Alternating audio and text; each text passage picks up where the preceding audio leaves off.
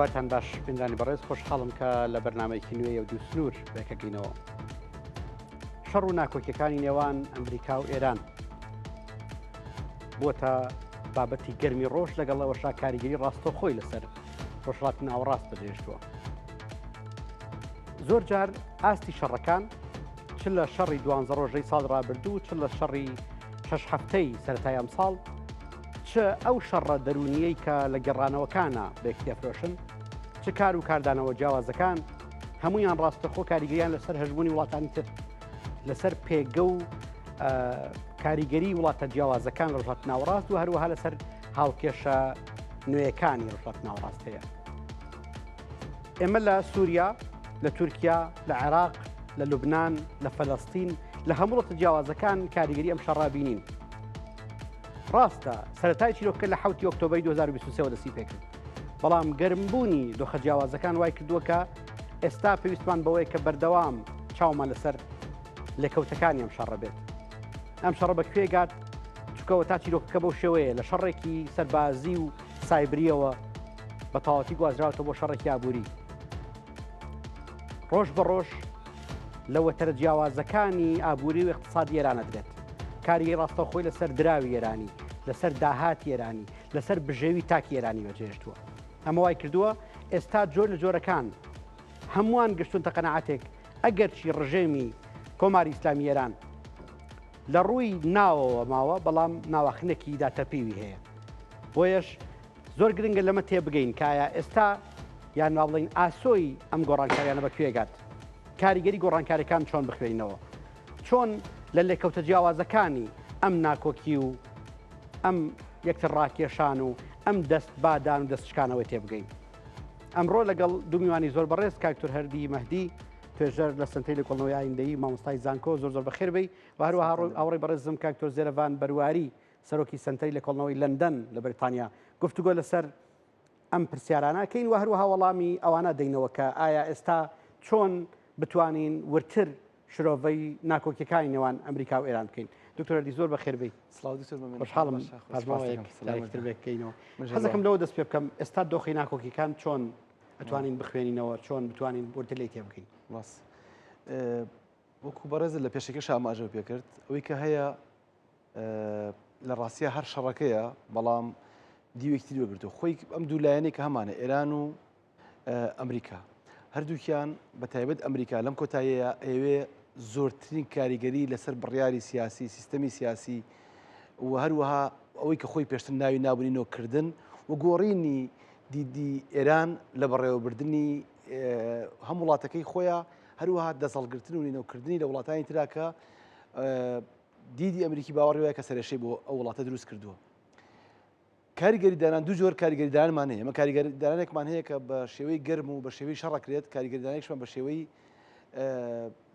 هێزی نەرمەکرێت، هێزی نەرم، هێزی کللتوری، هێزی ئابووری، ینی شەڕی ئابووری، شەڕی کللتور ئاوا بیخوێنەرەوە. ئەم دوو شەڕە لە ڕاستیا 45 ساڵە بەردەوامە. هەر لەو کاتێک کە شۆڕشی گەلانی ئێران و شۆڕشی بە ئیسلامی زەکراوی ئێران لە ساڵی 1970 کە ینی دەسەڵاتی لە ئێران ئاگرتە دەست تا ئێستا تقریبان بەرزونزمی کردووە، بەڵام هەر هەبووە بەردەوام بووە. لە شەڕی 40 ڕۆژە و 12 ڕۆژە و ئەو چەند ڕۆژەی دواتریش کە زۆرتر چقی ململانەکە چقی بردومانەکە و شەڕە گەرمەکە لە وەرمزا بوو. ئەمریکا سروشتێکی ئەگەر سەیری مێرو شەڕەکانی بکەیت بەرامبەرەکەی زۆر بە هەلاکەتە ئەبا، زۆر ماندوویەکە، یعنی هیچ شەڕێکی نییە تۆ بڵێ شەو ڕۆژێک بتوان ئەم ململانەیەک لای کاتەوە، تەنانەت بۆی ڤەنزوێلاشەوە کە ینی کە خەڵک وازان لە شەو ڕۆژێکە ئەوڕوویە. ئەگەر ئێمە بیرکەینەوە هەر ململانەی ئێران و ڤەنزوێلا ڕێگایەک و ڕێچکەیەکی زۆر دوور درێژی هەبوو. بەڵام ئێستا بۆچی بەم قۆراغ گەیشتووە؟ ئێستا ئەمریکا لەبەر بەشێکی پەیوەندی بەخۆیەوە هەیە کە هەڵبژاردننی نیوە خولی کۆنگرێس لە بەردەمیایەتی و هەروەها ڕاگررتنی مەسلەی بەرزبوونەوەی وزە و بازار و لە دەست نەدانی کۆنتترۆلی بازار بەشێکی پەیوەندی بە ناوخۆی ئەمریکاوی ئەمە ڕاستە، بەڵام بەشێکی تری هیچ لەو بۆ بڕیارە ناگۆڕێت کە پەیوەندی بە استراتیژی بەرگری ئەمریکیەوەیە کە باوەڕی وایە کە لە ڕۆژهەڵاتی ناوەڕاستە ئەبێ دەستی چین لەم ناوچەیە لاواز بکرێت. لاوازکردنی دەستی چین لە ڕووی سەرچاوەکانی وزەوە بریتە لە گەمارۆدان و جۆرە لە جۆرەکان خنکاندنی ئابووری ئێرانە کە نەتوانێت سەرڕۆیانە لە ڕووی پرۆکانی و دەست بخاتە وڵاتانی دەروبەرەکە و هەروەها نەتوانرێت سەرڕۆیانە ئەو پێداویستیە وزەی کە هەیە دابینی کا بۆ چین کەواتە با لە وێنە گەورەکە تێبگەین کە لە ئەسڵا شەڕەکە شەڕی شەڕکردنە لەگەڵ چینە بەڵام بەهێزی نەرم و کللتوری ئێستا لە ڕووی ئابووری لەسەر ئێرانێکە چی لێکەوتی لەسەر ئێران هەیە ئەو بابەتێکی ترە بەڵام ئەمەی کە هەیە بڕوای من هەر ئەوەی کە ترام خۆشی وتی کاریگەری لەسەر ئێران زۆر تونتر و خراپترە لە شەڕی 12 ڕۆژەکە لە شەڕی 40 ڕۆژەکەش لەبەر چەند حاڵتێکی زۆر سادە ئەکرێنێکی تری بەجێبێڵین بۆ مناقەشەکە بەڵام هۆ سادەکەی چییە لە کاتی شەڕدا هەمیشە خومینی قسەیەکیە بۆی شەڕی ئێران عێراق نیعمەت بووە بۆ خۆکۆکردنەوەی شۆڕش و خۆڕێخستنەوەی شۆڕش و هەروەها مەسلەی شەڕ مەسلەیەکی نائاساییە دۆخێکی نائاساییە و خەڵکە ناڕازیەکەی ناو شۆڕشی ئیسلامی ئێرانیش بە دەوری خۆیان کۆ ئەکاتەوە دا ڕیفۆرم خوازەوە تا ئەگاتە پایداری تا ئەگاتە ڕێبەری حکوومەت سەرجەم دەستگاکانی دیکەی بەڵام لە کاتی نەئاشتی نەشەڕدا ئەم دۆخەوە نامێنێتەوە چکتۆتر لەو کاتەیە هەر بەرێ و چێتە سەر سنگەری خۆی و جۆر لە دیدگای خۆی ئێزاڵی بەسەر بەتایبەت لە دوای شەڕی 40 ڕۆژێ ئێمە ئەزانین تقریبا قەڵای کۆنی بەڕێوەبردن لە ئیدارەدانی ئێرانە ڕۆشتون زیاد لە 50 سەرکردەی گەورە لە ئێرانە ڕۆشتووە و ئەمانە بڕیاری سیاسیان بەدەستەوە بوو استراتیژی ئێرانەدا ئاڕاشت ئێستا ئەمان لێ نەمان بۆیە هەندێک ئەوانەی کە لەناو مێزی بڕیاردانانین باوەڕیان وایە جۆرێک لە کودەتا ئەگەر چی کوداکە خۆیان نیان کردبێ بەڵام ینی ئەو کەتواری کە ڕوبەڕووی ئێران بۆتە لە دوای شەڕەوە وای کردو کۆم دەستەیەک جۆر لە جۆرەکان نخبەیەکی نزیک لە یەک توانیویانە ستیجی سیاست و ژووری بڕیاردانی ئێران بەدەست خۆیانەوە بێت کە ئێوەزانن کە لە مەسلەی لە سوپایەکان هەروەها لە سوپایەکانی ناو پەرلەمانوەکو قالیباف و ئەو 12 کەسی تر کە ڕۆڵیان هەیە لە پەیوەندی پەیوەندەکانی دەرەوەی ئێران و جێگرەکانی و ئەوانی تر لەم بۆیە ئەو بەرانی دیکە باوەڕیان وایە کە بێ پیاچوونەوە بکرێت ئەگەر ببینی ئێمە دوو بەرەمان هەیە بەرەیەکیان ئەڵێ ئەبێ لە ئاستی دەرەکی دەست بگرین بە لێگەیشتن نامەکەی نێوان ئەمریکا و ئێرانەوە ئەگەر چی شەڕی تریش بە دوای هاتووە ئەمە دەستکەوتە کە ئەتوانین خۆی بێنێتەوە لە هەندێکی دەرەوەی حکوومەت و لە ناو نیزامان بەڵام دەرەوەی حکوومەتان وەکو خاتەمی و بیگرە تا ئەگاتە پزیشکیان و عراقچی و کۆمەڵێکی دیکە بەرەیەکی باوەڕی وایە نا ئەم نەشەڕ نەئاشتیە ئەم حاڵەتێک ئێستا ڕوبەڕووی ئێران بۆتەوە هەم گەماروی لەسرە هەم لە ناوە وردە وردە بە هزار چەق و خەڵک زیینوەکەن بۆ بەرامبەری هەستێتەوە و خۆیان پێشبینی ئەەکەن کە لە مانگی داهاتوو داهاتووترا دوور نییە ناڕزایەتی خەڵک بڵاوێتەوە چونکە شەڕێکی ئابووری سەختە بەڕاستی ڕوبەڕووی لە 46 ساڵی ڕابردووە هیچ کات ئێران بەم شێوێت ڕوبەڕووی خنکان نەبووتەوە و ئەگەر بێت و لە عێراق و لە سووریا و لە تورکیاش ئەم فشارە زیاتر بکرێتەوە بەهۆی ئەو گورزە کە بەسەراسی بۆیە تونتر ئەبێتەوە بۆیە ئەمان باوەڕیان وایە ئەگەر نیوە شەڕ بێت باشتر لەوەی کە ئەم گەماروی قبولکەین و بگەڕنەوە سەر شەڕ ئەمە تەمە ڕێک پێچەوانی ئەو قسەی کە ڕێبەری پێشووی کۆماری ئیسلامی ئێران ئایەتوڵا خامنەیی بوو کە ئیوت نە شەڕ ئەەکەین نە گفتوگۆ ئەەکەین ئێستا دۆخەکە ڕێک گۆڕاوە ڕێک زمینەکەەوە گۆڕاوە ئەم دەستەی کە حکومەکەن لە ئێرانە و بڕیاری شەڕ و ئاشتیان بەدەستەوەیە باوەڕیان وایە کە بوونی شەڕێک هێشتا ئێران بەزیینتر ئێڵەت و تا ئەم گەمارویەوە ئەم گەماروی ئەگەر بەردەوام بێت جۆر لە جۆرەکان هەروکۆی کە کاتی خۆ لە بەرنامەکەی بەڕێزشتا باسم کرد عراقیزەکردنی ئێرانە بە دۆخی 92 وەکەمە ئەی بینین وردە وردە بەرەو حاڵتە ئەڕوا ئەمریکا پەلەی نییە لەوەی سیستەمەکە کەی ئەکەوێ بەڵام تقریبا بۆ ئەوە نەهاتووە کە ئەم سیستەمە بمێنێتەوە زۆر باشە کاکتور زێرەڤان خۆشحاڵم کە لەگەڵمانە میوارەیە حەزەکەم بگەڕێمەوە سەر پوینتێک دکتۆر هەردی ژاماژی پێکرد بابەتی نەشەڕ نائاشتی ئێستا بۆ ئەمریکاش و ئێرانیش تقریبا وەکو یەک سەیر دەکرێت یعنی هەردووکیان خەریکن خۆیان لەگەڵم دۆخە ڕاهێنن ئێران ڕەنگە چاوەڕێ ئەوە بێت کە جۆر لە جۆرەکان ئەمریکا بگاتە هەڵبژاردننی داهاتوو و لە ناوخۆی ئەمریکاشە چ دموکراتەکان چاوانشی کە جۆر جۆرەکان لەگەڵ شەڕەکەیانین هەر درێژە بە دۆخەکە ئەدەن ئێستا لە ئاسی دۆڵەتیا چۆن لە دۆخەکە تێبگەین بله کای دکتر زۆر سپاس بۆ vê derfetê bêguman rewşa neşar û neaştî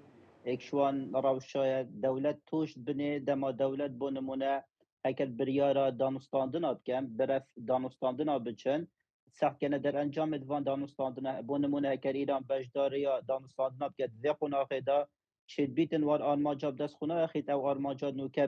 bêj haletê bêşerî berdewam bîtin teman dem de ئەمریکا ژی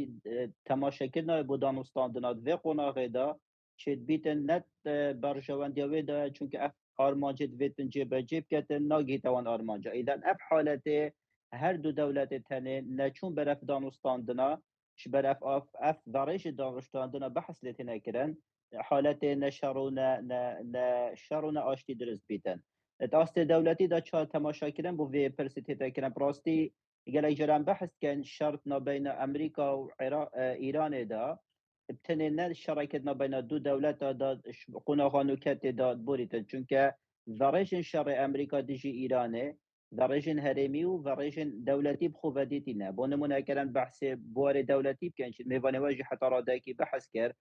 افروکا ورژن دولتی شر ایران و امریکا پرسا صينيه پرسا روسيا پرسا بالانسا هزيت ما بين الدولتين زلهز ودولة هرمي دا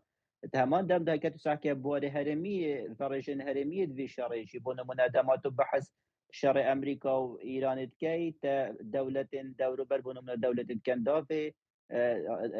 تركيا حتى رادكي باكستان و دولة جريداي في شرف شوازك دراسته وخو كارتيكن و فرجن في شري كارتيكن ساكريا اذا پرسا شر ایرانه پرسا کا یا دو قدری نتخونه خانو که دا ورشن و در انجامت و تایبتی کارتی کرنا و شر سر آست دولتی دا کرن بحث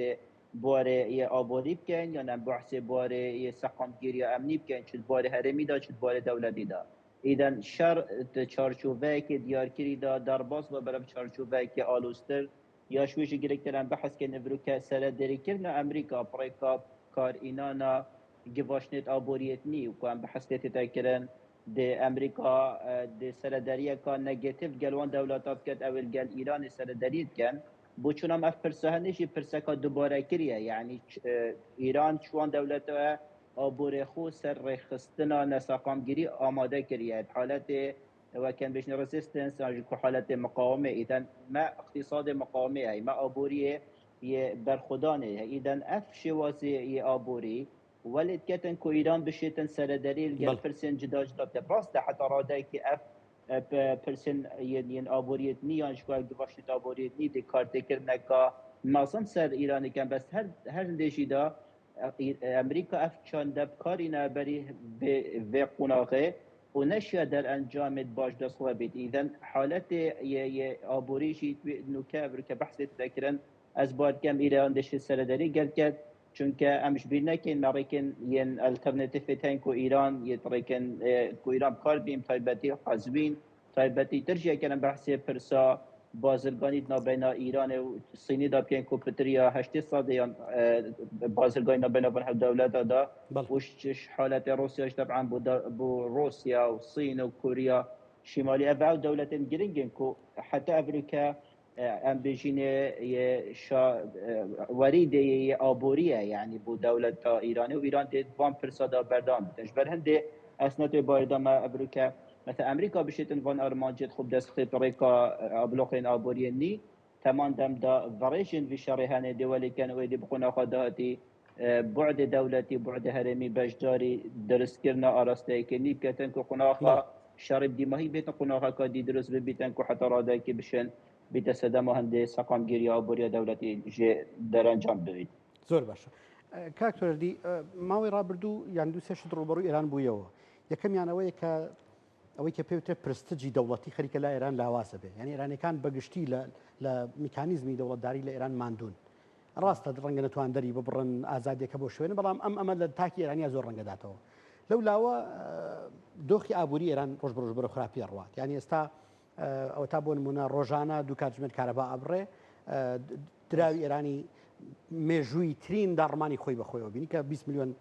تمەنی تێپەڕان $100 ئەمریکی لەگەڵ ئەوەشە ئێستا کێشەی ینی ژیانی ڕۆژان لە ئێرانەکان زۆر ئاڵۆستر بووە ئەمە ئەو ئامانجە بوو کە ئەمریکا بە ئامانجێکی بە بڵین سێبەری سەیریە کرد هەر بەڕاستی ئەمە بێتە هۆکارێک بۆ گۆڕینی ئەم دۆخەی کە ئێستا داراوە دوو استراتیژی ئەمریکا بەردەوام کاری لەسەر کردووە ئەمریکا و ئیسرائیلیش ڕاستەکە ئەمە ڕاستە ئێمە هەر بە ئەمریکا ئەیبینی بەڵام لە سێبەرە ئیسرائیل وجودی هەیە لەم بابەتانەیە یعنی لەو شوێنەیە کە ئەمریکا پێویستێتی ئیسرائیل ینی ئامادەی هەیە لە هاوکاریکردنیات لە هەواڵگیری و بیگرێتە ئاگاتە عزیێدانی ئەوانەی کە ئەیانەوێت سەر لە ئەمریکا تێکبنەوە لە لوبنان ئەیبینین لە سووریا ئەیبینین هەفتەی پێشوبینیمان کە چۆن بردمان ناتوانین تو ئەم پاکێجە لە یەکدا بڕێن چ ناوخۆی ئێران چ دەرەوەی ئێران چ دەوروبەری ئێران تەنانوەکو کاکزەرمانش باسی کرد لەگەڵ ینی دۆخی نێودەوڵەتیش هەر جۆرە لە جۆرەکان پاکێجێکی هاوبەشە بەڵام ئەوەی کە باسێکە ئایا ئێران ئێستا لە کوێی ینی بەکوێ گەیشتووە بۆی وێنەیەکی ڕوونتر بینەوە ئەوەی کە تۆ بە چەند لقێک باسی کرد تقریبا نەکاتە دۆخی نێوخۆی ئێران دۆخی نێوخۆی ئێران پەیوەندی بۆچی سیاستی دەرەکی و کاریگەری تەیەکە باش ئێمە خۆ لە تورکیاژەی بینین سیاسی دەرەوەی تورکیا توش تەنگژە ئەبێت بەڵام وەکو تۆوتێ ئەو کاروباری کارگێڕی تا ڕادەیەک سیستەمی کاربڕێکردنی ڕۆژانەی و ناڕەزایەتی زۆر بازێکی گەورە نایە کە لە ئێرانیایەتی ئێمە لە ئەمریکاژە بینی کە کێشەی دیموکرات و کۆماریەکان جاری وای لێ بەڵام بۆچی ئەمە سیستەمی سیاسی بۆژێ سیاسی دەرەوەی ئەمریکا ڕوبەڕووی رخنای بێتەوە بەڵام لە دۆخی نێو ئەمریکایە جاری وایە ئەکرێت بە باشتیش بیشکێنەوە واکن کە بڕیارێکی سیاسی بن کە بۆ نمونە ئەگەر لە تاریخی ئەمریکاسێک بڕیاری مۆنرۆ خۆ یەکەم جار لە زوعفەوە سەرچاوی کرد خەڵ لاوازیەوە سەرچاوی کرد بەڵام لە ناوخۆی بەهێزتر کرد ئەمریکای بژاندەوە بەڵام بۆچی ئێران وای لێهاتووە ئەگەر دقت بێ سیاسەتی دەرەکی ئێران پشتی بە خاڵێک بەستوو یعنی ئەسڵەن بەڕێوەبردنی ناوخۆی ئێران پشتی بەوە بەستووە کە ئەم سیستەمە دوژمنی زۆرە لە دەرەوە زۆر پەلامارە درێت و ئێمە ئەگەر چ چەکسازی بکەین چ نەیکەن چ ئەتۆمان نەبێت چ نەمان بێت لە دەرەوە هەر دانیشتون دنیا دژمنی ئێمە لە شەرق و لە غەرب ئەیانە ئێمە ناوبن تقریبا بەم ئینە گەورە بوو کەدانی حماسەت و بەڵێ بەم سۆزە گەورە بووە و جۆر نەک سۆزیش ینی بۆتە دروشمێکی عەقیدەی و ئایدۆلۆژی بۆ شۆڕشی ئیسلامی ئێران بۆیە بۆ ئەوەی کە ئەمە ڕوونەیە سەرجەم سیاسی دەرەکی و بەڕێوەبردنی ناوخۆیی و وەرگرتنی توانە مرۆیەکان بۆ بەڕێوەبردنی ناوخۆی ئێران لەسەر ئەم جۆرە استراتیژ دایڕشتێتەوە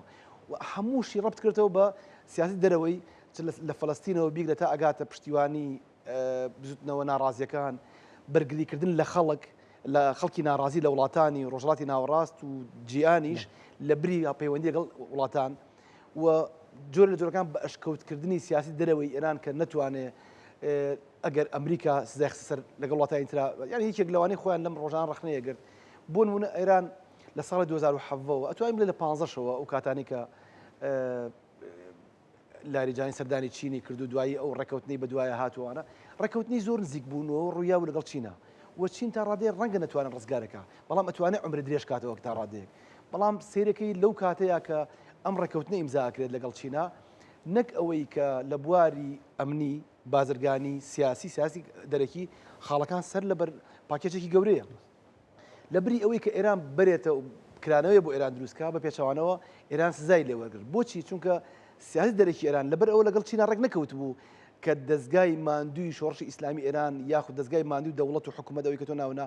ببوژێنێتەوە و جارێکتر لەسەر ئەساسی تەکنۆلۆژیای هاوچەرخ یاخود لەسەر ئەساسی پێشکەوتنی کارەبایە لەسەر ئەساسی ئەو ینی توانای مرۆیی تازە ئەوانە بێنێتە پێشەوە نە لەسەر ئەو بنەمایە بوو کە چین مادام سەنگەری بەرامبەر بە ئەمریکا گرتووە کەواتە هاوکاریکردنی چین هاوکاریکردنەوە بنەما ئایدۆلۆژیەکانی خۆتە کە جۆرێکە لە هاوبەشێتی بەڵام ئایا ئەمە لە ژیانی ڕۆژانەی خەڵکات چیەکە پێچەوانەکەی کەوێتەوە بەشێکی ئەوەی کە ئێران ئەمەی بەسەرا هاتووە تەنانەت دیسکۆرسی بەڕێوەبردننی ناو حکوومەتەکەی لە نێوان باڵەکانی ناو شۆڕشەڵێ من باسی خەڵک و حکوومەت ناکەم باسی نظام و ئۆپۆسیۆن ناکەم باسی کۆمەڵگە و دەوڵەت ناکەم بەڵکو لە ناو خودی سیستەمی سیاسی ئێرانە لە 2009 ئەوەی کە لایەنگرانی ینی تند ئاژۆی ناو کۆماری ئیسلامیە ناویان نافیتنە ئەوەی کە بزنەوەی ڕیفۆرمیش کە تۆ ئەوەی بزنەوەی سەوز ناوی نان ڕیفۆرم لە هەردووکیان نەک نەگەشتون بە ئامان ئەو دوو جەمسەری ئێستا بۆتە سێ جەمسەریش ئەم چەند جەمسەریە وای کردووە کە سوکانی دەوڵەت بەڕێوەبردن لە پەیوەندی دەرەکی و ڕاستەخۆ پەیوەندی لەگەڵ بژێوی ژیانی ڕۆژانی خەڵکی شایە دووسکان بێت یانی دوو ئاراستی هەبێت دوو ئاراستی پێچەوانە یەکیان بەم لایە بێکیان بەو لایە بە هەر لە ئێستەیە کە ئێمە من تۆ گفتوگۆ ئەکەین بۆی کە نەتیجەکەی بکە بۆچی تمەنوای لێ هات بۆچی ئەمان حەزیان لە شەڕە ئێستا تا لە ئاشتێکە چونکە بۆ لە ئاشتی ئەترسن لە کاتێکە ئێران هەر ئەمەی ئەویست ڕێبەری پێشی کۆماری ئیسلامیە بۆچی بەم شتە گەشتووە ئەگەر دقت بی لە ئێستەیە حکوومەت زۆر پێفشاریەکە ئەڵێ ئەبێن بە هیچ شێوێ ئەگەر نیوەی ئەمەشمان هەیە کە دامان نابێت بۆ مانەوەی سیستەمی سیاسی و باشکردنی بژێوی خەڵک ئەبێ سیاسی دەرەوە بکرێنەوە بێ بکرێنەوە کرانەوە یعنی لەگەڵ ئەمریکا یا ڕێکمانەکەی ئەمەیە لەگەڵ ئەمریکای ئاژبوونەوەی بۆی سزاکە سوک بێت بەڵام بە پێچەوانەوە ئەوانەی دیکە کە سیاسەتی دەرەکی بەشێکە لە بڕاردانە توندەکەی ئێران ینی هێزە توندەکەی ئێران یعنی دیپلۆماسیەت شوێنکەوتەی مەدانەکانی جەنگە نەک مەدانی جەنگ شوێنکەوتی دیپلۆماسیەت بێت لەم کاتەیە ئەمان کاتە عراقچی هەموو هەوڵەکانی چڕکاتەوە جاری وایە لە 24 ساعتە 8 وڵات 9 وڵاتەکە بۆ ئەوەی ئەگەرێک و ئاسۆیەک دۆزێتەوە بەڵێ بۆ ئەوەی سزایە کەمتر دۆلارە زیاتر داخلی ئێران بێت بەڵام بە پێچەوانەوە ئەوانی تر باوەڕیان وایە نا ئەبێت ئێمە بەرەکانی شەڕ لەسەر ئەمریکا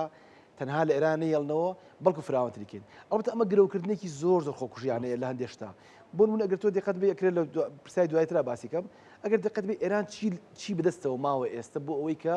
لەم دۆخە ئابووری ڕزگاری بێت ئەسڵەن چی بەدەستەوە ماوە بۆی کە بەرەو ئەوە ڕوونەیە کە ئەمریکا ینی خۆ کێشەکە لە چیە کێشەکە لەوەیە کە ئاسوویەکی چارەسەر لاوازە لە ناو ئێرانە ئایا ئەم ئاسۆی بۆی تاریکتر نەبێت ئێران چی بەدەستەوە ماوە ئەکری ئێستا لە بەشی دوم بێنەوە قسەکەی کاک دکتۆر زەرەبان قسەیەک هەیە ئەم ماوەی زۆر باسەکرێ ئەڵێت ینی تەنانەت ئەوانەشی کە وەکو جۆرەکان دەستی خێریان ڕاکێشا بۆ لێکتەگەشتنامەکەی نێوان ئەمریکا و ئێران کە واژۆ کرا ترەمپ واژۆی کرد پزیشکیان واژۆی کرد لە نمونەی پاکستان لە نمونەی سەڵتەنەی عومان ئەمانش خەریکە بێزارە بن لەم دۆخەی کە هاتوتە ئاراوە ینی هیچ کەناڵێکی نەدۆڵەتی هەیە ئێستا کە بتوانێت ئەم دوان جارێکی تر نزیکاتەوە لە یەکتر یان نەخێر هەر خەریکە ئەوانیش بێ ئومێد بوون لە کەناڵ جیاوازەکان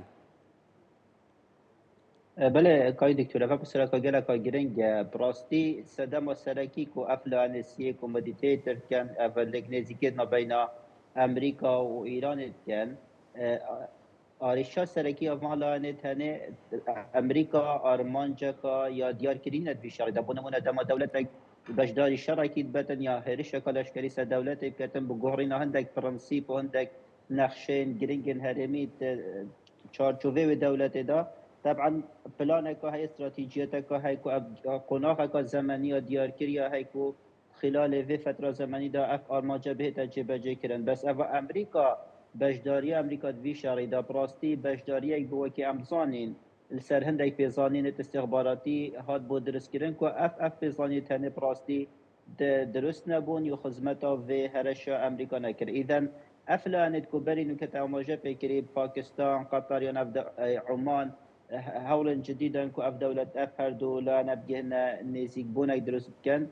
اف دولة هالنشن وهنا جيب كان چونك براستي يا افيا جريدايا بريارا ولايات انجلترا امريكا فامريكا پشتی بداية برنامج جداتا بحث 2023 كر كو همي افريجن دولتي وهرمي پشتی اكتوبر 2023 دست بكرين براستي همان شواس امشين شروع که نافی بابتی داد وی اطاره هنی داد کن امریکا بروکه بریار شریدان و بردامبون شریدان زیاتر یا گریدای برجواندی استراتیجی و آسایشان توای دولت اسرائیل با اذا اسرائیل حتی چرا د سردری الگل و پرسهنکت و حتی چرا د لوبی اسرائیلی کارت کنن سر کوچ کاسپیت کتن کوب شوازه که بریار به تدرس کردن بریاره هنه دیماهی که خدمت استراتیجیت و آسایش استراتیجی دولت اسرائیل بکتن شبر هند امریکا حتی بروکه آرمان جکا یا دیار کرینینا یا جکو پلانکا دیار کرینه شگلک زحمت بو لانسیه چه پاکستان قطر عمان بشتن لک نزیکیه که چکت اوش لاکی و کم بحث بوار امریکی بکن شلادی ده که تو سحکه لان ایران جی مهمان بحث پرنسیپ درست کردن بریار نفت ایرانی ده حتی راده که بحث کرد ابروکه سقورت ایرانی یا بیشین اون بریار تون درست کن یا جیکوب کارینانا میکانیزم هزا هشک زیادر باری پیزا هشک که هم بیشین هارد پاور افا بریار درست کن چونکه بوچونا لان ایرانی اف شارد نبین امریکا و ایران دا شركه وجوديه يعني هبون ونبون ايران في شري بهاديه جريديايد اذا مادام برس في شوازي سر دليل قلت تكرن قالك بزحمه مساومه دروز ببيتن يعني تنازلات شي ببنتنا بين هر دولار دا ابلوكا ايران بيجيتن ما قالك جارا دس بيش خريكر وما قالك برنسيبن قال امريكا دز بردان بس برانبري في چندي امريكا تنتد لهات وامريكاش سوزم خو وکیشا ایدن اوجی اکش آلیه نبونا باوری اشلان ایرانی جی وکو ایران قاستی نشتن سر دری بیاد گدن ایدن افر دولانه تنه نبونا باوری و نبونا استراتیجیت کو پلان کادیاش لامریکا و فعلا گواشتید مازن گر حالت سیه چکین پاکستان و قطر بس از بارکم اگر هاتو اف آراستای شری برف قناخ کادی ورچید از دوی بار دامه اگر پکین و اگه اروپا دولت کا یعنی دوره که باشتر روله که باشتر ببین از دوی بار دامه چید بیتن درگاهی که دی بیت فکرن بس اوا ابروکتی تکرن ما بین پاکستان و قطر و عمان حالت که حسا دیارت چارچوبه شیان توان دانینه یعنی لیمیتیشن وانا یا دیارت کد به پرسانه دا بله زۆر باش کاک دکتۆر هەردی بۆ ئێران پێشتر زۆر ئەوترا کارتی زۆری هەیە ینی بۆ زەمانێک بەرەی مقاومی بەکارێ ناوکو کارت قەزی فەلەستین و غەزەی بەکارهێنا ڕۆژی قودس و ئەمانە دوجار دەستی برد بۆ یەکێک لە کارتەکان کە ئیتر ئەکرێت بوترێ وەکو کارتی کۆتایی بە بابەتی گەروی هورموز بوو گەروی هورموز ڕاستە کاریگەری و دەوڵەتی بەجێهێشتووە لەسەر ئابووری ناوچەکە بەڵام ئێران بۆ خۆی بۆتە سوتاوی ئەو چاڵێکاڵی کرد ینی ئێستا ئێران چیتری بەدەستەوە هەیە گر سیرکی بە درێژایی ئەو ماوەی کە لە شەڕی 12 ڕۆژەوە ئێمە سەیری ینی بەلوتکە گەیشتنی ململانەکانی ئەمریکا و ئێرانکەین پێشتر هەمان بوو ینی ململانێمان هەبووە بەڵام ئەم ململانیانە لە چوارچێوەی قبولکردنی یەکترا شوێنگۆڕکەی کردووە بۆ من تو ئەگەر دقت بێت ساڵی کاتێکە لە ئەفغانستان درا ئێران و ئەمریکا خێراترین هێز بوو کە تەنسی ینی هەماهنگێکی گەورەیان کرد و فڕۆکەخانە و زانیاری و هەواڵگەری ئێران بەکار هاتووە بۆ لێدانی تالیبان لە ساڵی 2023 ئەو 2001 ببوورە لە ساڵی 2023 بۆ لێدانی عراق بە هەمان شێوە ئێران و ئەمریکا لێگەیشتنامەیان هەبووە بەیەکەوە بۆ لێدانی عراق و بۆ خستنی ڕژێمی بەعسی سەدامی لە هەمان شوێ لە بەهاری عەرەبیا لە بەهاری عەرەبیا بەڵێ لە بەهاری عەرەبیا زۆریان هەبووە تەنانەت جاری وا بووە لەبەر خاتری ئەم جۆرە تەفاومانە لەگەڵ وڵاتانی بەرژەوەندی پارێزی ئەمریکی وەکو بەحرێنە لەگەڵ سوڵتە سیاسیەکەیە ڕێککەوتووە لە سەدا 60 بەحرێن کە لە بەهاری عەرەبیا ناڕزایی دەربڕی ئێران بێدەنگی کردنەوە و لیکشە پشتیوانی لێ نەکردن لە کاتێکە ئێوەزان هەروەکو میسر چۆن ئەگەریە بوو بکەوێت ئەویش لە لێواری کەوتنا بوو لیبیا تونس جەزائیر هەمویان بۆ ئەگەر ئێستا سێری ئەم بەلوتکە گەیشتنە بکەین لەم ئەو کاتانەی کە ئێران شەڕ چل ڕۆژەیە ئێران لە کاتی شەڕەکانە بەڕاستی هەندێک کارتی بەکارێنا وەکو تەکنیک وەکو استراتیژنا وەکو تەکنیک توانی بۆ تەنانەت بۆ بەکارهێنەری داخلی وەکو وڵێ بۆ ئیستهلاکی داخلیش بێت شەقامی خۆی ڕازی بکا کە بڵێ من ئەوتا ماومەتەوە لە شەڕی چل ڕۆژەیە ئەمەی کرد لە 12 ڕۆژ ئەمەی کرد و لە هەردووکیانە جۆرە لە جۆرەکان ئەوەی کە پێڵن سەردیات گێڕانەوەکانی ئێران توانی بۆ پرۆکانی خۆی لەگەڵ ناوخۆی ئێرانە جۆرێک لە جۆرەکان معلبێک یان لە قوتولاوێکی باش بوو کە ئەمە وای لێ بکە ئێران بڵێ من ماومەتەوە ئەمە وەکوتم بۆ گێڕانەوە بەڵام ئایا بۆ استراتیژ و دوورمەودا بە کەڵکی ئێران هات یەکێک لەو گێڕانەوانە ئەگەر سیرکە بزانین ئێران چی بەدەستەوە لە شەڕی چل ڕۆژەیە ئێستا چی بەدەستەوە نییە لوبنان عراق یەمەن ئەمانە هێزی زۆر بەهێز بوون ئێران بۆیە شەڕی ڕائگەیان چونکە ئەمریکا ئەگەر تەنانەت سیستەمە سیاسیەکەشی لە ناو تارانە هەڵبگێڕایەتەوە و تقریبا هەڵیشی گێڕایەوە لە ڕووی توانای مرۆییەوە هەڵی بگێڕایەتەوە هێشتا هەر نەیەتوانی کێشەکە بۆ ماوەی ساڵێ 2 ساڵ 5 ساڵ چارەسەر بکە بۆچی چونکە ئێران چەکێکی پێبوو ناوی نابوو یەکخستنی گۆڕەپانەکان وحدەت ساحات یەخستنی گۆڕەپانەکان و ڕاستیشە تۆ سیر کە ئەمریکا لە وڵاتێک و عێراقا بە چەندین ساڵ توانی یعنی جۆر لە جۆرەکان لەگەڵ یان ڕابێت لە ڤێتنامە بە هەمان شێوە ئەجە تۆ بەرە بێر بەرچای خۆت لە وڵاتانێکی ئاوایە کە هەر خۆی زمینەی دژ ئەمریکایی زۆر تایە باوە تەنها حکوومەتەکان جاریوا نزیکتر بوون لە ئەمریکا تا شەقامەکەی بۆی ئێران لە ڕووی تەکنیکەوە لەو کاتانە ئەمانەی بەکارێنا بەڵام ئەم جارێک کە شەڕی چل ڕۆژە لێ گەیشت نامێ لە نێوان ناوە خاڵی دووەمە ئەمانەی بەدەستەوە بوو بەڵام ئێستا ئەمان ناتوانن بەکاربێنن بۆچی چکە قۆناغی دووەماتی پێشەوە لێ گەیشتن نامەی ئێران ئەمریکی ئێران پێی وا بوو ئەمە جۆرێکە لە بردنەوە چونکە ئەمریکای ناچار کردووە لە درێژەدان بە شەڕ و لە لاوااسترکردنی ئێرانە و ڕاوەستا و نایەوێ ئێران بڕۆخێنێ لە ڕووی بە چاوی ڕووکەشان ئەگەر سێریکە ڕێک ئەمەیە و فعلەن وەک جۆر لە ئاهەنگی گەڕا چونکە هێزی ینی شتێکی لە دنیا هێزە چەپەکان لەگەڵ هێزی ئیسلامیەکان لە وێرانکردنی سەرجەم وڵاتەکەش هیچ کێشەیەکیان نییە گرنگەوەی لە کۆتایی ئایدۆلۆژیاکە چ گێڕانەوەیکی پێ بۆ خەڵک چی ئەگەڕیتەوە بۆ خەڵک ئەو تۆ ببینی ئێستش حەماس باوەڕی وایە کە هێشتا براوەیە سەدام حوسێن زینوکەڕ لە براوەم جیڤارازی نوکر هەڵ لە براوە یعنی ئەمان گێڕانەوەکانیان مانوکەرە بە نسبەتی غیرە خۆیانەوە بەڵام بۆ خۆیانەتر ڕەزامەندی ئەویانەیە ئەم لێ گەیشتن نامەیە کۆمەڵی بۆمبی تیا بوو کە ئێران پێی نەزانی و دۆستەکانی بۆیان چاندوو وەکو پاکستان وەکو عمان وەکو تورکیا ئەمانی کە وەسیت وەکو سعودیە لەم لێ گەیشتن نامەیە هورمزێکێک بوو لەو چەکە سیحرانەی کە لە ئەتۆم گرنگتر بوو بۆ ئێران و بەکاریشی هێنا بەڵام ئەم جۆرە چەکی ئەتۆم چەکی هورمز گرنگەکەیان لەوایە کە بەکاری هێنی کە بەکارێ ناسەحەکەی پوچەڵە بێتەوە وەکو مامۆستایەک وایە کە بڵێ بە مناڵەکە ئەگەر تۆ ئەلفوبێ لەبەر نەکەی ئەو کوژم یخۆ نایکوشێ بەڵام ئەگەر لەبەری نەکردو نەیکوشت ئیتر ئەم هەڕەشەیە نانێ و ئەکسپایرە بێت ئێران ئەم هەڕەشەی خۆی ئەکسپایر کرد لە ئەورمزا بۆچی چونکە ئەمریکا لە وەستاندنی شەڕەکەیە تەواو بیر لەوە نەکردەوە کێ لە ئێران حکومەکە با بەردەوام بن وازی لە ئۆپۆزیسیۆنی ئێرانی ژێناکە کێ بچێت ئایا کورد لە ڕۆژهەڵاتەوە بچێت ئایا مجاهیدین بچن ئایا سەڵتەنە تەڵەبەکان بچن وازی لەوە هێنا هاتەوە بۆ گەری هورمز هاتەوە بە نەرمی لەگەڵ دۆستەکانی نێوان هەردووکیانە لە عومان لە تورکیا لە سعودیە لە بەحرین لەوانی تر ڕێکەوت لەگەڵیانە تەنانەت عراقیش ئێوێ عراقیش بێتە ناو ئەمیاریەوە گەری هورمز نیوەی گەری هورمزی بەو لە گەیشتنامەیە لە ئێران سند کە بەرەی ینی ئەو بەری هورمز دەکا بە نسبەتی ئێرانەوە بەرەی عومان بوو ولەو ڕێڕەوەوە دەستی کرد بە پاکردنەوەی گەری هورمزوە دوێنێ ئەخیر لۆقمیتیا دەرێناوە بە بانگەشەکانی خۆیان لەو ڕێڕەوەوە بەشی عمان خۆی هاتوچەی نەوتوانە هەر هەبووە نەیهێشت ڕێژەی نەوت بۆ حەجمە بەرز بێتەوە کە لێ ئەترسا ئەمریکا کەواتە هورمزیش کاڵ بوویەوە ئێستا کە چندێک لە ڕووی ئابوووریەوە ئاگدارەتی لە ڕووی سەربازی و هەواڵگری و ئەوە چەند هێندەی شەڕی ڕۆژە خەرجیتی ئاکێشە ئێران و ئەوروپیەکانیشی هێنا بە لەولای خۆیان لە شەڕی ڕۆژە ئێران ئەوروپیەکانی بەدەستەوە بوو ئێستا ئەوروپیەکانیش بەدەستەوە نەماوە شتێکی زۆر سیر لەو کاتە ڕوویاوە بێجگە هورمز و عمان و ئەوانی کە لە دەستی دەرچووە شتێکی خەتەرتر کە لە دەستی ئێران دەرچووە لە کاتی شەڕا عمان پاکستان عێراق تورکیا سعودیە هەموو وڵاتانی ڕۆژهەڵاتی ناوەڕاست بە ئەوروپاشەوە لەگەڵ ئێرانە بوون بۆ ئەوەی شەڕ ڕاگرن بەڵام لە کاتی ئاشتیا لە کاتی نەشەڕ نەئاشتیا لەگەڵ ئەمریکایان بۆ نمونە ئێستا ئەو دەرفەتەی کە عمان یاوێتی بە ئەمریکا لە ڕووی ئابووریەوە زۆر جار شەرت ڕۆژە کاریگەرترە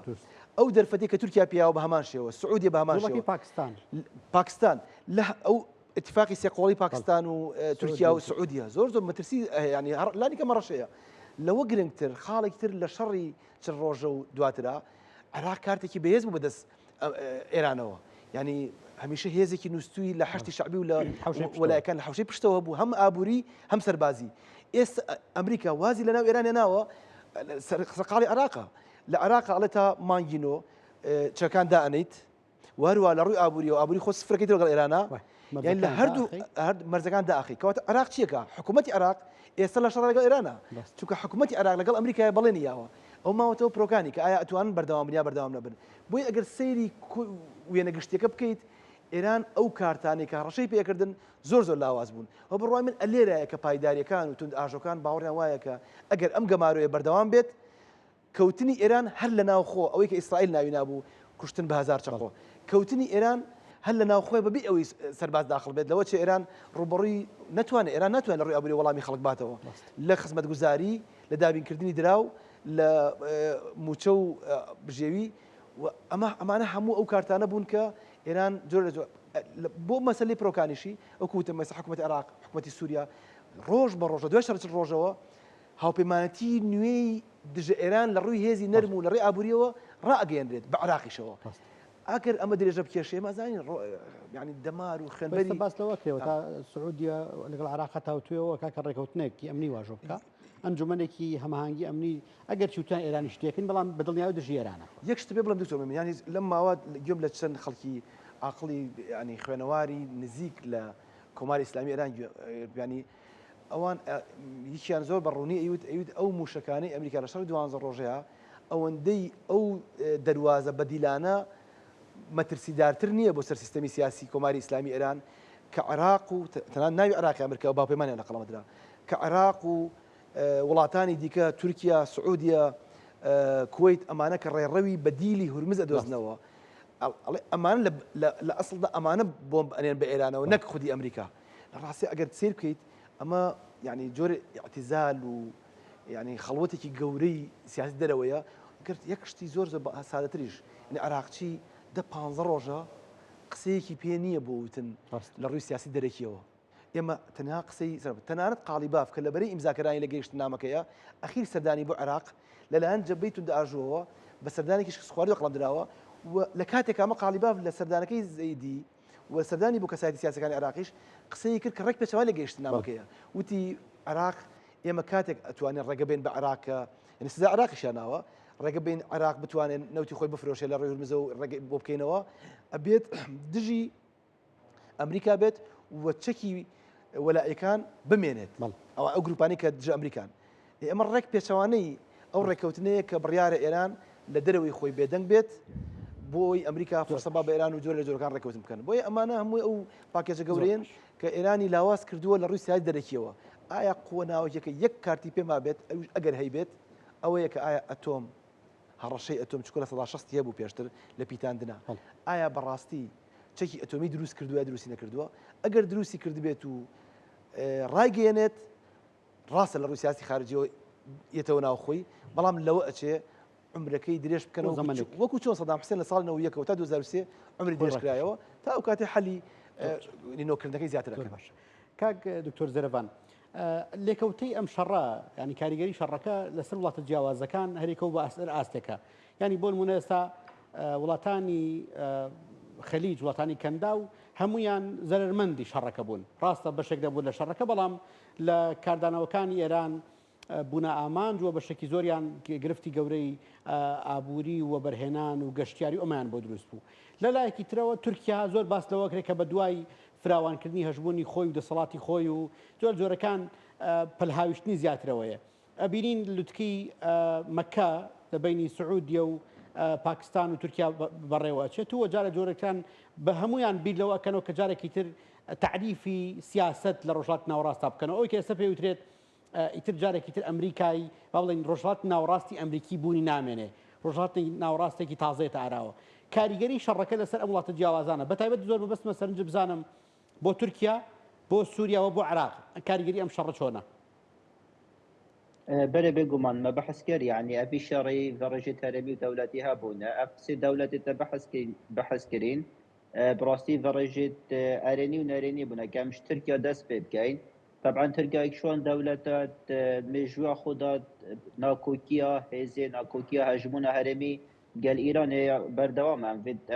حالتك نورمالات بين هذو دولات دا طبعا لوازبونا إيران معادلة يا عكسية برانبر تركيا يعني لوازبونا إيران برجواندية تركيا دات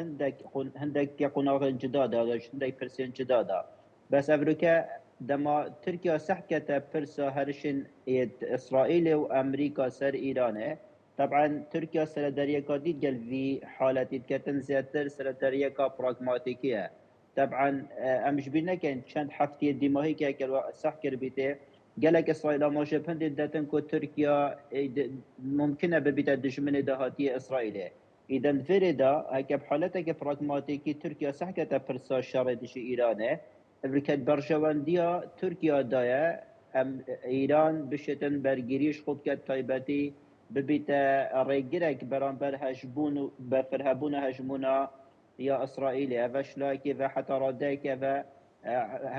بجین ورشه کانرینیه بو ترکیه و ترکیه سرداری الگد کتن ورشه کانرینی بو ترکیه اویه لوازبونا ایران بحث کری بیتا صدام هندی که هجمون هرمی دولت ترکیه برفرها ببیتن شویجی شبر هندی برکسا که مندک پرسنگله که گرین بین ترکیه الگل سعودی الگل دولة كندافي وقال حتى باكستان جابايش فريشيت قال لك الارينيه بو دولة تركيا طبعا سوريا وعراق دولة ضعيفة جناب الظانيش دولة حتى نزيك دولة فاشل يعني دولة نسر كفتي طبعا هفهد العراق وسوريا زياتر ميكانيزم بريفابلنا سياسة دولة زلهز ودولة تلمينة يعني امريكا عراق خدام بريارة خويا خارجيين يعني سياسة يا درب عراق بن هجمونا إيران دايا كمان دم دا سوريا جبروكا اكش ميكانيزمان اكشوان دولتك كو بويا ميكانيزم بريفابرنا سياسة أمريكا روشات نبراز بتايبتي اف هافريكا الجل روسيا هيدنا بين روسيا وأمريكا داش بل هندي فادو دولة تاني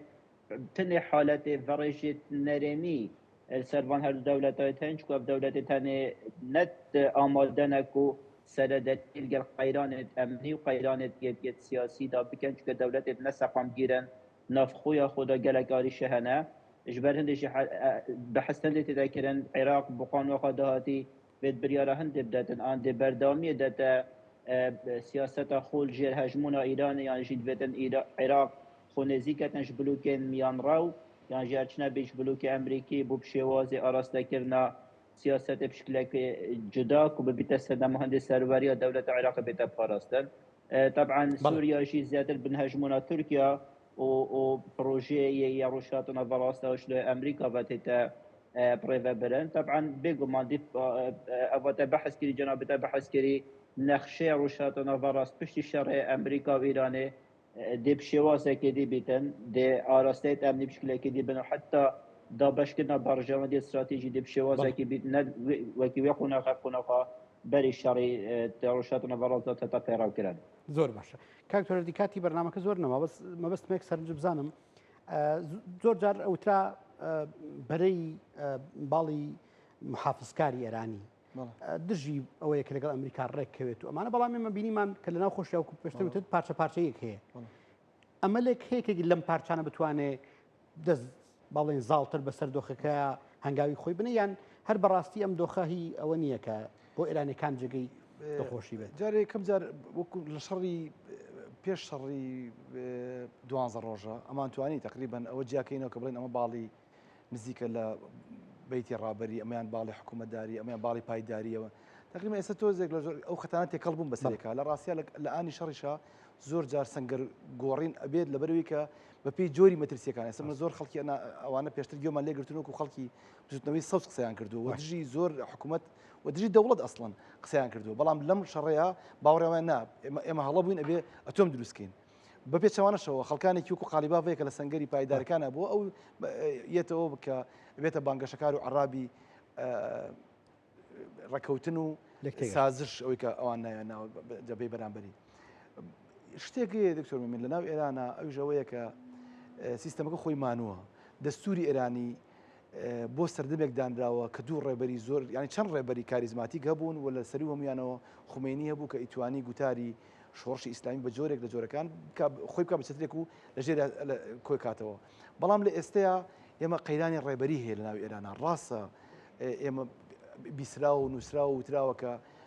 مشتەبا خامینەی دەوڵەت بەڕێوە بەڵام هەم خۆیان هەم جکە سەری دەستخەتی ئەو پەیامانەی کە بڵاو بنەوە ئێمە ئەزانین کە وحیدی عەبدوللاهی هەندێک جار قالیباف هەندێک جار خەڵکانی زۆر تون ئاژۆتر کە پێشتر لە سەردەمی خامینەیە جۆرە جۆرەکان پراوێز خراببوونەوە و خەرازی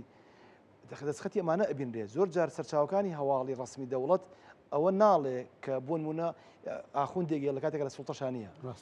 بۆیە بە باوەڕی من ئەوە بەشێک پەیوەندی بمانێت دەستورەکە ڕێگەی ئەمانن بۆ ئەو سەردەمە دانراوە کە خامینەیە بوو و ئەیزانی شۆڕش بۆچی کراوانە وە خومێنی بە هەمان شێوە هەموار کراوەتەوە ئەم دەستورە کۆن بووە ماندووە لەگەڵ ئیتیجاهاتی سەردەمی تازەیە نەبووە جیلی زێدی ناو ئێران ئەتوانێت وەڵام گۆ بێت نەبوو باڵە پەرتەوازەکانی ناو شۆڕشی ئیسلامی ئەتوانێت هەمووان پێکەوە کۆکاتەوە چونکە تەفسیریان تەنانەت لە حیجاب بۆ بیگرێت تا ئەگات تەفسیر بە ویلایەتی فەقیه گۆڕاوە لەم ئەخیرانەی مازانی لە 2015 ڕەفسنجانی باوەڕێوە بە ویلایەتی فەقیه وردە وردە بکرێت بە شورایی هەروەکو ئەو سەردەمەی کە شتاویەک مناقشەوە دروست بوو بەڵام خومێنی و خامنەی ئەمەیان ینی لایەندا بەڵام ئێستا ڕێی وا دروست بووتەوە ئایا بۆ پرسی ژن چیەکە بۆ پرسی پێگاتەکان چیەکە هەموو ئەمانە بوون بە کێشە بۆ ناو ئێران شتێکی تری زۆر مەترسیدار بۆ ئێران هەیە لە ناو ڕیفۆرم خوازە کۆنەکان و لە ناو تند ئاژۆکانیشە باوەڕێک دروست بۆ ڕاستیشە باوەڕەکە ئەویش باوەڕیان وایە ئەمریکا نا ئەمریکا سڵحی ناوێت بەڵکو قۆناغ بە قۆناغ ئێمە ئەخاوە ئەبینن ڕاستە ئێرانی وەکو لیبیا نەخست یا وەکو سووریا نەیخستووە بەڵام ئێران وەکو عراقەخا ئەگەر دقت بەی سیناریۆکە شەڕی هەرە گەورەگە عراقا ساڵ 92 کرا بەڵام شەڕی خستنەکە 2023 تەواو بوو یعنی 2 ساڵ دوای دەستپێکردنی شەڕی کەنداوی یەکەم کەنداوی دوای بە دوایە هات لەبەر ئەوە باوەڕم وایە ئەم باوەڕە خەتەرە کە لە ناو سیستەمی سیاسی ئێرانی باوەڕەکە دروست بووە و وەلایەکان بۆ سیستەمی کۆماری ئیسلامی ئێران و وەلی فەقیه بەلایەنەوە گرنگ نییە کە خەڵک چۆن ئەژی چۆن ناژی بەڵکو بەلایەن گرنگە باوەڕیان وایە کە ئەمان وەکو ئاین وەکو عەقیدە و ئایدۆلۆژیای وەلی فەقیه ئەبێ ئەم سیستەم پارێزن ئەگەر لە دەروی ئێرانی شەو بێت بۆیە ئەم باوەڕە هەم لە ناو ئیسلاحەکانە دروست بوو کە لایەنگری هەم لەگەڵ ئەو باوەڕی دیکەیە پێکەوە وایان کردووە کە دەستی سڵحکردن دەستێکی تەکتیکی بێت تا دەستێکی استراتیژی بێت لەبەرەوەش ئەخیر خاڵ بیکەم بە ئەخیر خاڵ ئەوژەوەیە کە ئێران بۆشی دەرکەوتووە ینی لەناو ئێران لەم حکوومەت کە پزیشکیان نەرمترینیانە تا ئاگاتە وحیدی ئەحمەدی کە لە تونترین ناوسپایە هەردووکیان باوەڕێکیان بۆ دروست بووە تەنانەت ئەوانش کە نێوانگیری ئەکەن لە ڕووی ئابووریەوە شەڕیان لەگەڵاکەن وەکو عراق وەکو تورکیا وەکو سعودی وەکو وایتر بۆیە شەڕ ئابووریەکە زۆر قورسترا باوەڕمای ئەمریکا نایە شەڕ هەڵگرستێنێتەوە بەم شێوەیە ئەتوانێت بیخنکێنێ بەڵام باڵێکی ناو ئێران حەزەکە نیوە شەڕێک دروست کاتەوە بۆی بیانوی هەبێ بۆ ناو خۆ بڵێ بانکەکانتان کە پارێتیان نەماوە هی ئەم شەڕەیە ینی گەڕانەکەی بەهێز بکاتەوە تەنانەت ئەخیر دیاردەی ئەمڕۆ ئەوە بووکە خەڵک ڕۆشتە ناو بانکەوە داوای 30 میلیۆن تمەنی ڕاکێشاوە بەڵام درەنگتر 3 میلیۆن پیا نەکەش حسابەکەش 8 میلیۆنی تایە ینی 20 میلیۆنی دیار نییە ئایا چۆتە سەر حسابێکی تری ئایا حکوومەت سیولەکە هەڵەگرێتەوە بۆ خۆی بۆ کاتی تنگانە ئایا بەناوی شەڕێکەکە بێمتمانەیەکەش بەڵێ بێمتمانەکە زۆر زەوەیە ئەمەش جۆر لە جۆرەکان هەل کەمتر ئەکاتەوە بۆ ڕێکەوتن لە بەردەم ئێرانە وکوتم ئەو دووسێ باوەڕە وایان کردووە کە ئێران حەزی لە ڕێکەوتن نەمێنێت چونکە ئەزانێت ڕێکەوتن بکە هەر زەرێتی ڕێکەوتنیش دەکا وەکو ئەمریکا ئەگەر بیکا لێیاتەوە ئەگەر ڕێکەوتنیش دەکا بەم شێوە هەم هورمزیان لەسەند وەوا وردە شوکانی تریشی لێ ئەسەنن بۆیە ینی گێڕانەوەکەشی لاوازە بێت کە ئەمە زۆر مصیبەتە بۆ هێزی ئایدۆلۆژی زۆر سپاس بەڕێز هەردەمەندەی و بەڕێز هاوڕێ پشتیستی کاک زێرەڤان بەرواری سەرۆکی سنتەری لەگەڵنەوەی لەندەن لە بریتانیا لەگەڵمان بووی بنرانی بەڕێز سپاس بە بەڕێزیشتان کە تا ئێستا بینەری ئەو دیسنور بوون تا بەرنامەی تر بەخوای گەورتان هەسپێرم خواتان لەگەڵ